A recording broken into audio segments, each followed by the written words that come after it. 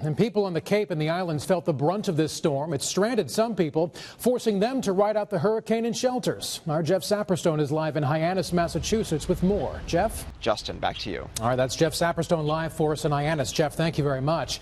And the storm is also affecting ferry service in Maine today. The Nova Star ferry from Yarmouth to Portland has been canceled because of Arthur. It is expected to resume later this evening.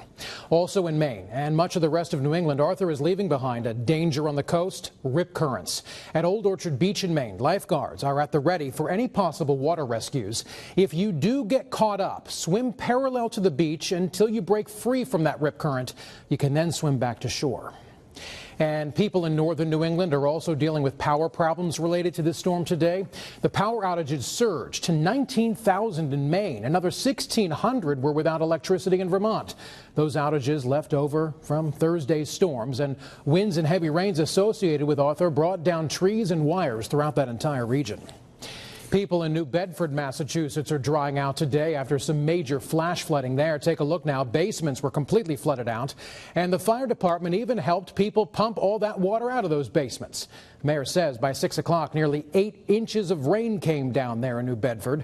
Cars were stranded all over the place, with roads looking more like rivers. Some drivers even tried to navigate by driving on the sidewalks, and several manhole covers actually popped off because of water pressure in major roadways. One man says he's lived in his home for 28 years there in New Bedford, and he's never seen anything like this. I just lost my furnace. Now, at the height of the flash flooding, their emergency, about 40 roads were impassable. There were no weather-related injuries. That's some good news out of all this, and the mayor says he's optimistic about the rest of this weekend. And take a look at this. This is video right now, rain and flooding in Fairhaven, Massachusetts. This comes to us from an NECN viewer, Trevor Oliveira. He sent this to us. And here's some more right now. Take a look at this viewer picture from Tom Barnes. He sent us this picture. This was the scene on Throne Road in Bourne, Massachusetts. You can see the road was completely washed out there as the water came in from Arthur.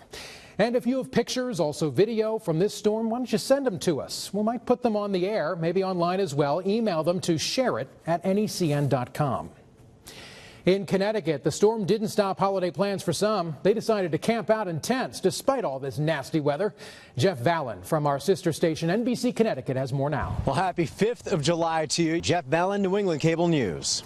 All right, and the wind and rain also lashed out on Block Island and forced vacationers to find ways to spend their 4th other than on the beach there on the island.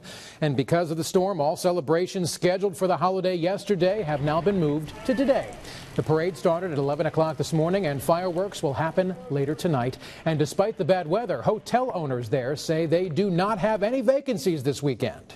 And as always, stay with NECN for the latest effects of Arthur and the rest of the holiday weekend forecast. Right here, we'll have it for you on air, online also. For updates, it's always NECN.com. All right, in other news here around New England, tragedy in New Hampshire. A 65-year-old man drowned while swimming on Duncan Lake in Ossipee. He was apparently swimming across a cove when he started having trouble. He went under the water. Family and friends did try to help him. They did bring him to shore, but emergency crews were not able to revive that man. His name has not been released, and the investigation there is ongoing.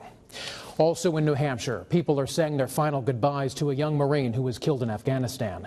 The funeral for Lance Corporal Brandon Garibrandt was held today at Conval High School in Peterborough, New Hampshire. He was a 2013 graduate there.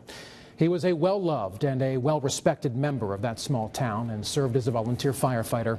Garibrandt was killed by a roadside bomb in Afghanistan last month. Marine Lance Corporal Brandon Garibrandt was 19 years old.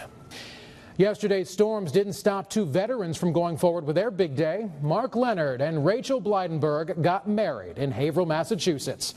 The celebration was made possible because of donations from local vendors. Now, this couple met at Fort Drum in upstate New York back in 2010 after they both returned from Afghanistan. Both were injured when they returned from service. And when they heard their story, the Renaissance Club of Haverhill and other vendors stepped up to donate their services to make that couple's big day special and possible. And let's talk weather right now. Tim, doubleheader because of all that rain yesterday and Arthur coming through. The Sox are playing 2 games today. Yeah, the whole July 4th, the vacation got sort of divided by that storm yesterday. It was really fun Thursday until that big severe weather came in a lot of places. And then Well, Prince William and his wife Kate watched the ceremonial start to the Tour de France in northern England today. Thousands gathered outside Harwood House in Leeds for the start of cycling's biggest event. Crowds lined the streets of the village to greet the royal couple and see the cyclists too. Today's 188-mile first stage goes from Leeds to Harrogate. This is the second time in Tour de France history it is beginning in Britain. Looks nice, like nice weather over there. We didn't have time to turn over that photograph we saw on Twitter, though, earlier. Go to Tim's Twitter or my Twitter, because there's a great picture right now. A great picture. Of cyclists in the Tour de France being and chased maybe by a bovine. A big white cow. Here's the forecast. We're being chased by, and hopefully that leads us to another nice weekend next week. Let's do it. Yeah. Let's do it. All right. That's all our time this half hour. I'm Justin Michaels. I'm Tim Kelly. Thank you for watching NECN, New England's news station.